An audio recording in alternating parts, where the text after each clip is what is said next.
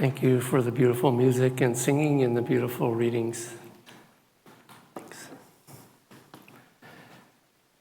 It's just a welcome to everybody here and good morning. My name is Swami Devarshi. For those of you who don't know me, I live in India serving Ananda's work there, helping to get a monastery started in North India with our Indian monks.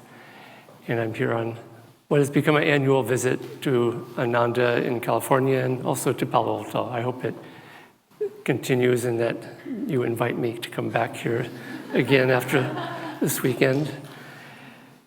The topic today is about finding perfection and how high should we aspire. And it's very high. Don't set your sights low. Aim for the highest. And if we don't reach that height, if we strive for it, we'll still make great progress. One year for New Year's resolutions, we do that every year. And sometimes you try to make doable resolutions. And one year I thought, okay, I'm going to aim high. And I realized that if I don't fail, then I'm not aiming high enough.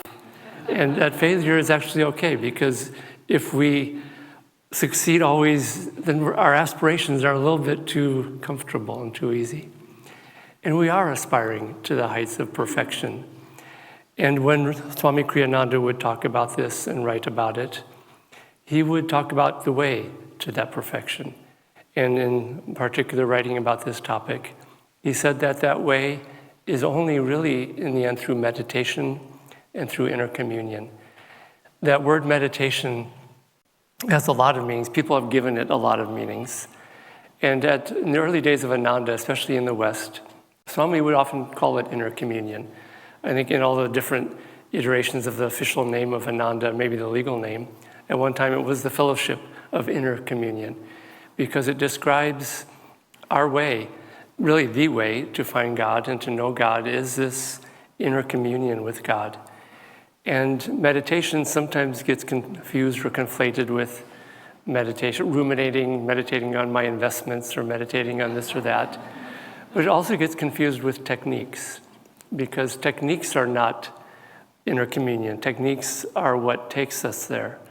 I was thinking one time I was going to the ocean, and I love swimming in the ocean and merging in the ocean and just floating on my back for long periods of time out beyond the waves and just enjoying that blissful experience of being in God, being in Divine Mother. And one time I went to the ocean, and I think many of us have experienced it. There was a car in the parking lot with the air conditioning on, the music on, and people in the car looking at the ocean. And we think, come on, that's ridiculous. I mean, why would you do something like that? But turn it within, and that's what we're doing when we meditate, and we just do techniques for the whole meditation. And then we get up and go, and we don't ever go into the ocean. We don't ever get out of the car even, because the techniques are the vehicle, and inner communion is the goal. And even Paramhansa Yogananda was chided once by a great saint.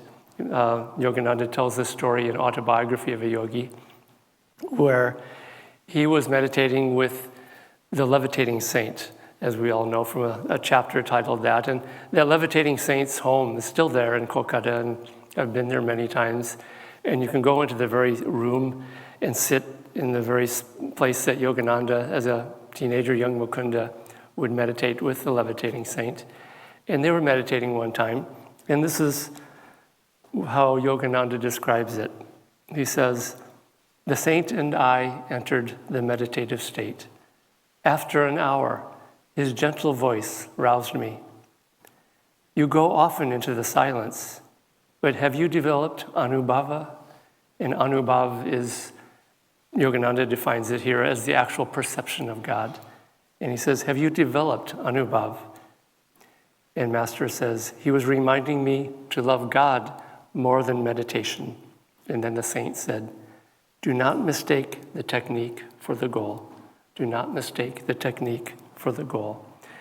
And so the techniques of meditation, and this is, I teach Kriya Yoga, I teach meditation for many, many years for Ananda. And I've seen that one of the pitfalls is that we have a lot of techniques, and we try to do all these techniques, and we're given all these techniques, and we feel like I gotta do all these techniques, and we become sort of technically oriented, And then we start to forget that the goal is anubhav, this actual perception, inner communion, direct experience of God. I was reminded of this in an early visit to India. I would visit Swami Kriyananda in the early years of him being in Ananda, India. And I would go there to help and to serve. And one visit, I was helping and I had to do some errands.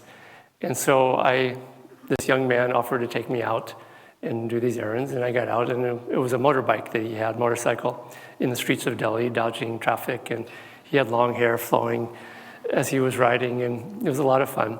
But his name was Anubhav. And it was a really good reminder to me that also, we think of this direct perception of God as something we only do in meditation, but aspire way, way higher than that. We want to have that perception at all times. And Swami Kriyananda, many other saints, that's why they have counseled practicing the presence of God, which means going throughout the day, talking to God, maybe doing some mantra or japa to God, praying to God, seeing God everywhere. And this really is the goal. Be guided by Anubhav all day long. Let Anubhav be your motorcycle rider or your taxi driver or whatever, but have that as sort of the pole star of our life, is to always strive to have that perception of God. And it starts in meditation, because that's where we start to have the first deepest glimpses of it. And when I say meditation, I mean that time after the techniques, when we're actually practicing inner communion. And then once we start having that understanding and that knowing, then it becomes easier to take it out in the day and in the busy streets of the city, in all of our busy activities. One way I find that's very helpful to do it, because I've always found it easier to see God in trees and oceans and mountains. And then I spent the last 9 years living in Indian cities where there's just concrete jungle and noise and chaos, like cities everywhere. And I found right away, okay, I'm having a hard time seeing God here. How do I work with this? And I found that when I put out the right kind of effort, I can. And there were two ways that I found really helpful. One is that every single person that I saw, I would try, this is God, this is Divine Mother, this is an aspect of the divine. And, on the surface, they don't always look like it, but if you go deep, you see a divinity there. The other way that really helped me was, there's a chant that we often sing here. It's Yogananda translated the words as, blind eyes see the Ma, Divine Mother, hiding everywhere. And she's hiding, and our job is just to look. It's like a hide and seek. And I have found that if you are always looking for God wherever you go, you will start to find. If you don't look, you won't see. It's really as simple as that. If you look, maybe you're not always going to see God, but there will be moments when you will. And I've had this experience in my travels all over the world where, I've been in very worldly environments, and I share this story in this book on Kriya Yoga that I've written, that I was doing a Kriya Bond retreat on the east coast of the US, and it was very uplifting and very inspiring, and I'd been going through a lot of physical health challenges and chronic pain and such, and it was a challenge. And I was on the plane heading back to Ananda Village, and the plane was going through Las Vegas. And all the people were partying, and there's people who were already drinking in the morning. And my heart was really hurting. It was just coming from this beautiful retreat into that, and I just prayed to Divine Mother. I said, you have to help me here. I want to see you somewhere here today. I'm seeing all this other stuff, and I really want to see you today. And I looked for her. And as soon as the plane took off, I shared this story in this book. This baby started crying. And when a baby cries, I think most people think, okay, God is not there. That's to cover my ears, and especially if you're on a really long plane flight. But I was looking for Divine Mother, for God. And this baby was very unusual, because this baby, it sounded like it was maybe just a week or two old. And it literally, throughout the whole flight, it never stopped crying, except when it would go, and then start belting out more crying. And again, because I was looking for God, I said, okay, what's that baby trying to say? Why is it not even ever stopping to cry? And as I listened, I really believed and felt that baby, that child, the soul had just come from the astral plane. And here it was with me in this rowdy, worldly, drunken environment, screaming and saying, where am I? What happened? How did I get here? And I was asking the same question myself. If I started crying, then they probably may have taken me off the plane like that. But as I was listening, then I thought, okay. And I really wanted to go up to that baby, that child, that soul. And again, they probably would have thrown me off the plane if I had. And tell that child, don't ever stop crying. And your parents are going to get you to stop crying. They're going to distract you. They're going to dangle little bright objects in front of you and make funny sounds and faces and get you to stop yearning for your true home. And don't stop crying for that home. And when you get older, they're going to give you bigger, bright, shiny objects like cars and things to distract you. Don't stop crying. And if I hadn't been looking for God, I wouldn't have seen and heard the cry for God in that voice of that baby. And so always be looking wherever we go. And today, just throughout the day, if you go out to eat with your family, with your children, look for God. And if you look, you're going to find that these moments, the veil comes down for moments, and then she hides for a long time after that and sees if we keep looking and keep trying again. But this is how we have that perception of God, is just by looking for it. Inner communion is central to it, because that's when we start to understand what that feeling perception of God is, because it's not a mental perception, it's a feeling heart perception of the divine. And techniques are really good for that. I discovered this when we were going through the pandemic in India, and it was brutal there. There was just, every day we were getting phone calls and messages from people we know who had died, people who we knew, who were close to, whose relatives had died, my father, my uncle. We were doing astral ascension in these funeral ceremonies online, of course. Sometimes we're 15 people at a time on the weekends. And it was stressful. I mean, the heart hurt. And the stress wasn't from, fear of what we might get. It was just stress of seeing people suffer so much. It was very difficult. And it was affecting all of us. It was certainly affecting me. And what I discovered after a while was that I needed to find that perception of God every day in some way. And this is really, it's a real game changer with meditation. If we really consciously make the choice, okay, today I'm going to try to have in my meditation even a glimpse, even a moment of being strongly in the perception and in the presence of God. And so I started doing a lot of the Hong Sa technique that Yogananda taught as a technique for communing with God as peace, as calmness. And then at the end of that practice every day, I would look for God in my heart and in that calmness in the heart.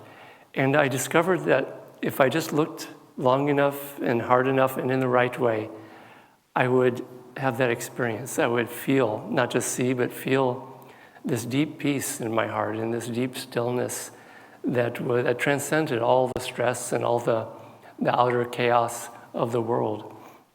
And that little touch every day really was my saving grace of every day, because then I found after a while that in the midst of the turmoil, I could remember that moment. Okay, I know how to do this.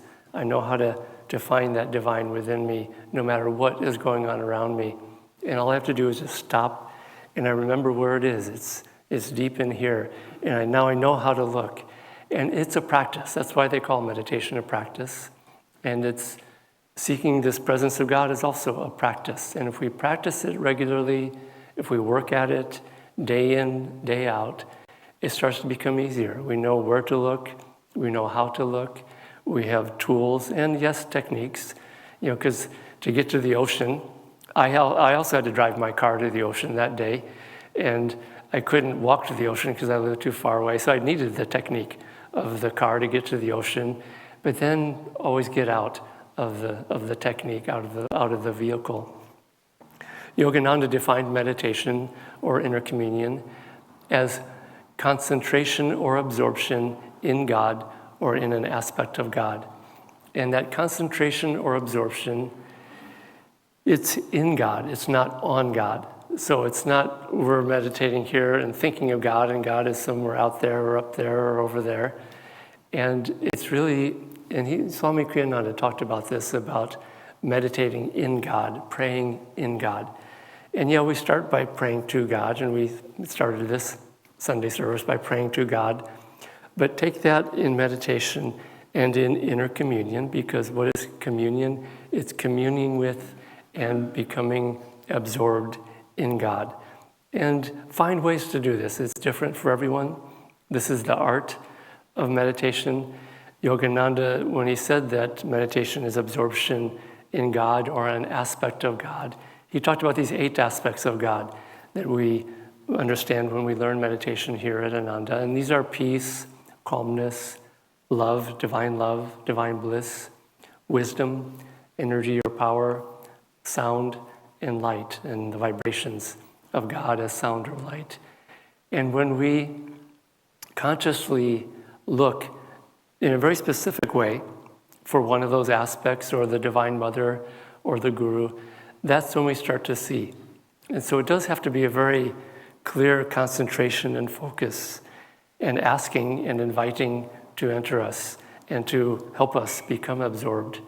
And if we're just very vague about it, and okay, Lord, however you want to come to me, just lay it on me, I'm ready and I'm waiting. And, I heard someone say, if you ask a vague question, you'll get a vague response and a vague answer. But if you ask a specific question and invite God to come to us in a very specific way that maybe we need, I needed it at that time as peace in my heart, and that's how I asked for it. And it came to me in that way. And so our part with inner communion is to pray, to meditate, to do these practices, to calm the agitated feelings of the heart first, because the human emotions, they cloud everything up. And that's what I was experiencing during the pandemic. There was a lot of agitated feeling. This is Patanjali in his Yoga Sutras.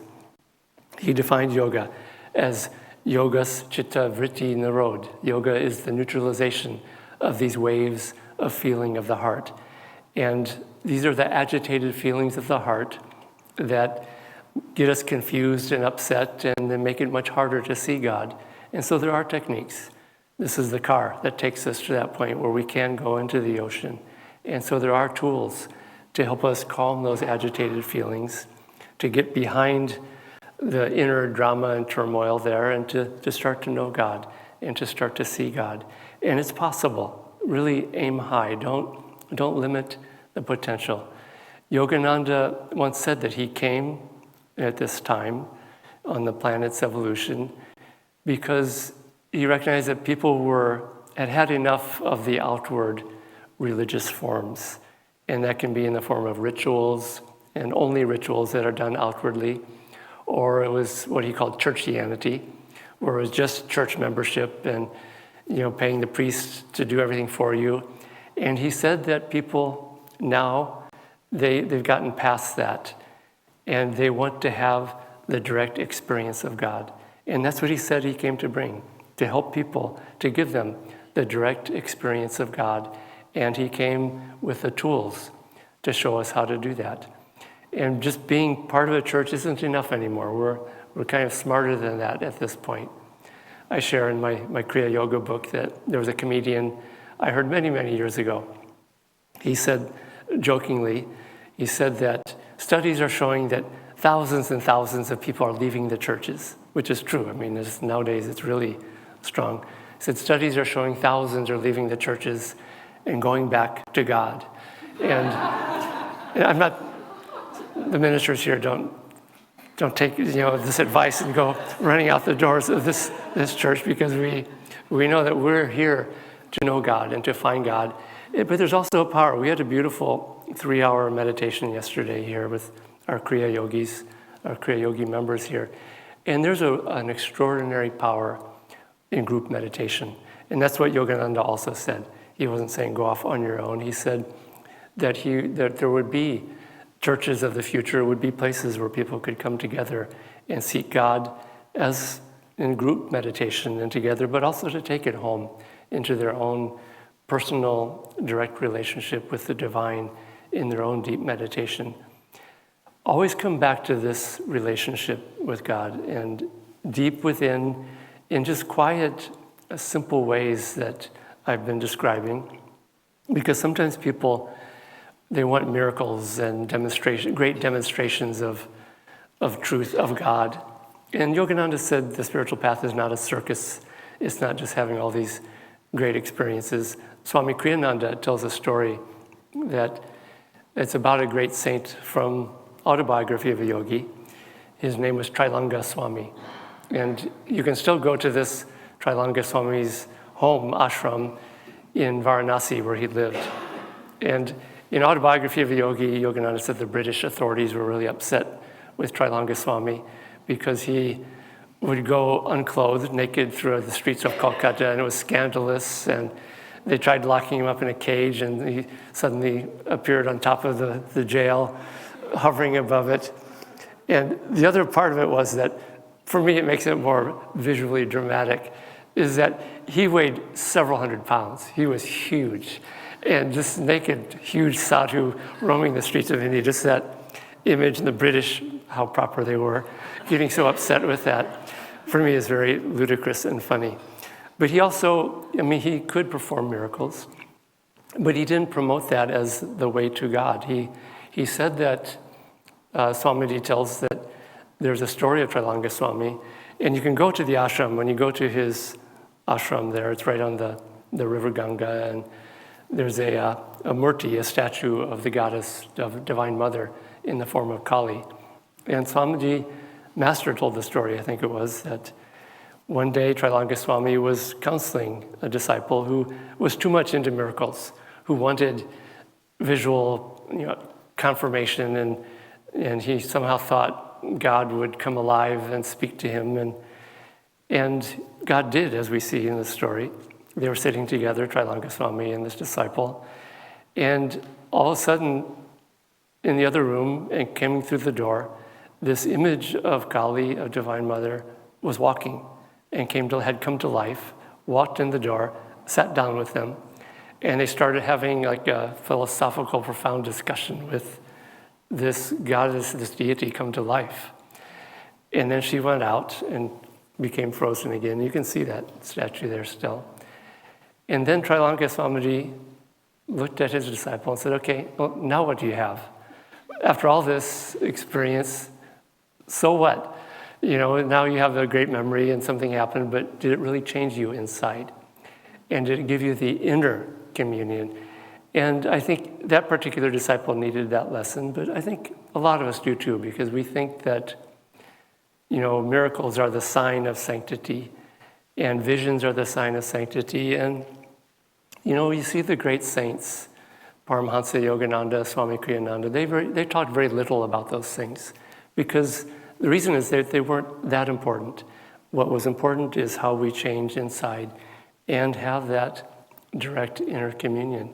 And I'll give another example. There's a story of the great Bengali saint Ananda, and she had a disciple who came to her, and he was seeking her advice, and he would meditate every day. And he described, and she knew that what he was going through, and he described his meditation every day. And he said, I sit down and I close my eyes, and as soon as I close my eyes, I have the whole vision of Krishna and the gopis and their whole lila and their whole play. And that's what I see throughout the whole meditation, every time I meditate. And we think, oh gosh, that would be really cool to have that experience. And after 2 years of experiencing that, he went to Ananda Moima, and she just looked at him and said, so after 2 years of this, has it changed you? Are you less quick to anger? Are you more calm? Are you more of an instrument of the divine to everyone you meet? And he was very honest. And he said, no, it hasn't changed me. And then she said something to the effect of, maybe when you sit down, you should actually meditate. And it was just a very interesting way of looking at it. And again, experiences are not bad when they come. Yes, they are given to us at times to encourage us, to inspire us, to help us. But they also are not the goal. The goal is this perception within of God or an aspect of God, communing with that over the course of a lifetime. And you'll see that when we do that, we start to change. And that's the hidden secret behind all religion, all spiritual practices that isn't talked about enough, which is that when we pray in God, when we meditate in God, when we start to have that experience of any aspect of God, we start to change, because that chant we were doing before, touch me but once and I will change all my clay into thy gold.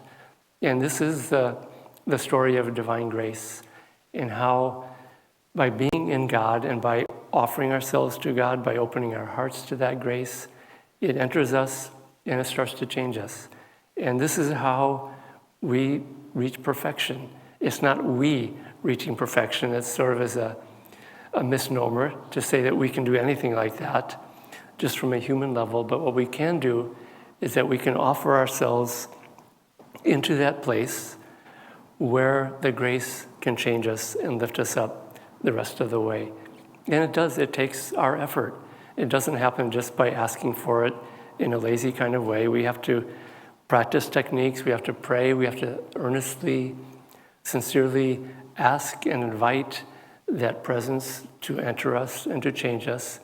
But when we do this morning and evening, as most of us who meditate here do, day after day, year after year, when we go through the day looking for God hiding everywhere, just that glimpse of the divine, and just trying to look, starts to uplift our consciousness. Because what we're doing is that every time that we look for the divine, our energy is rising upwards and rising up the spine and is being uplifted. Every time we go back into old habits and desires and subconscious energies, which are there, it's a struggle, the energy goes down. And so the battle of life is to always be offering ourselves, asking, looking, and whenever we do that, the energy, bit by bit, over time, starts to habituate itself to always, more and more at least, be rising upwards. And then the thoughts of God and the glimpses of God in day-to-day life and in meditation becomes more natural and more easy. And this is a process that doesn't necessarily happen overnight. I had a man call me one time at Ananda village, and he was interested in our Kriya Yoga, and he said, so if I learn this, how many weeks or months until I have samadhi, until I merge back into God? And I said, well, it could take a long time. Depends on karma. It can take a whole lifetime. Yogananda said that if you are sincere and true with this, that you will find God within this lifetime. And I've seen many at the end of this life through Ananda Sangha achieve great heights of spiritual freedom and bliss. But Yogananda said if you don't complete it in this life, you'll be reborn in the next life in a situation where you can find God. And so I was going on like this. And he said, this other group said they could do it in 6 weeks. He hung up the phone. And I wouldn't try to dissuade him, because I think he had to experience it and see, okay, well, maybe I can't take the easy way out, and it's not that easy. And so just see it as a step-by-step process. Meditation, morning, evening, trying to have that God contact, asking for it, inviting it, sincerely being receptive to it, looking for it during the day. And I can say it's a guarantee that if you do this day after day, week after week, you will achieve extraordinary inner freedom in this life. Even perfection is possible. And again, it's not through our efforts, except that our efforts are needed to always trying to be putting ourselves into that grace, into the light of God. And when we can do that over the course of a life, The music of Swami Kriyananda really describes that song that Keshava sang, which is just one of my favorites and so beautiful, Emerald Isle. It's about Ireland being the Emerald Isle, but it's really about a divine life lived, and his divine life, what you experience, that divine grace and joy naturally, inevitably, by the end of life or a lot sooner. And just that one line in that song just, for me, describes so beautifully what a life like this can be. And my song is the story of, what's the rest of the line? Of God's blessing of light. My song is the story of God's blessing of light. And what song are we going to sing in this life? And if we sing that song, the story of God's blessing of light, maybe we don't see it yet. Maybe it's an affirmation. Maybe we're just trying. But if we don't try, we definitely aren't going to go there. But I can tell you that if you do try in the right way with what Yogananda and these great masters have given us, I can guarantee that sooner or later, certainly by the end of life, you'll be able to say, my song has been the story of God's blessing of light. And I can say that I've seen this with so many lives of people who have done these things over the course of a life. So aim high, aim for the highest. If we fall short, that's okay. Better to fail and aim high than to aim really, really low and say, okay, I've sort of succeeded in this life because I've kind of been a good person and I'm not perfect, but aim high. The potential is really there. And Yogananda himself came to tell us that the time for knowing God has come. So let's do that today, tomorrow, next week, for the rest of life, and see what happens. So may their grace help us, guide us, and bring us home. So let's take.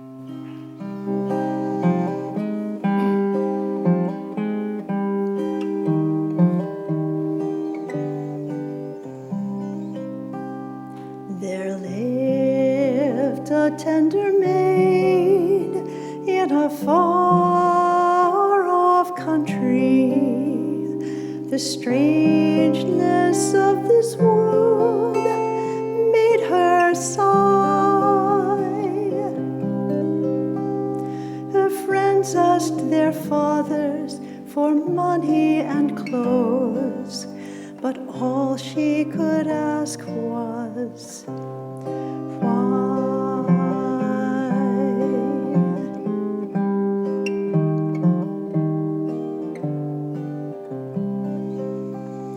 She saw the solemn clouds gathered watching a rainbow. The bright rays of their joys filled the sky. Her teachers explained it all wisely away, but still her heart wondered, why?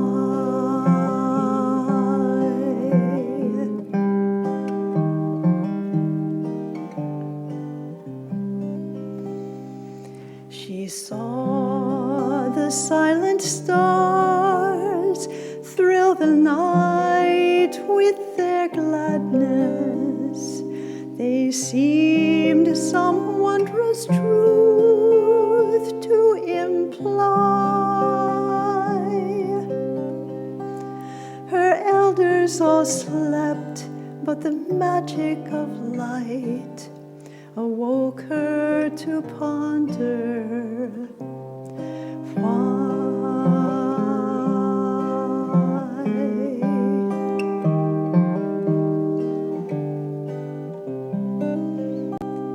She saw a mother smile as she tended her baby, a widow weep that love had to die. The joy of new friends and the sadness of parting, all these made her ask God, why?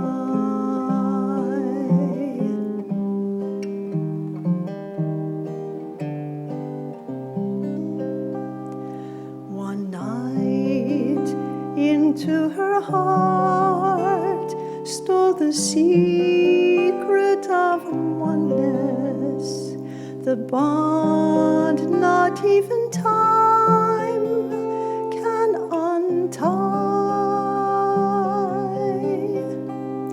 For love then possessed her and made her his own. In love she at last learned why.